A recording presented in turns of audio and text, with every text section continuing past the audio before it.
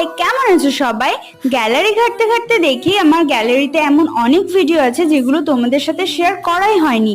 এই ভিডিওটা হলো মে মাসের 29 তারিখে। এই দিন ছিল মৈত্রীদির ছেলের বার্থডে। এবার তোমাদের মৈত্রীদির পরিচয় দিই। আমি যে দিদির কাছে নাচ শিখি, মৈত্রীদি হলো সেই। ওই দিন সকাল থেকে মুষলধারে বৃষ্টি হয়েছিল। একটা সময় তো মনে হয়েছিল যেতেই পারবো না। পরে বৃষ্টিটা কমায় রেডি হয়ে নিচ্ছিলাম তাড়াতাড়ি। যেহেতু অনেকদিন কোনো নিমন্ত্রণ পাই না, সেই তো ভীষণ এক্সাইটেড ছিলাম।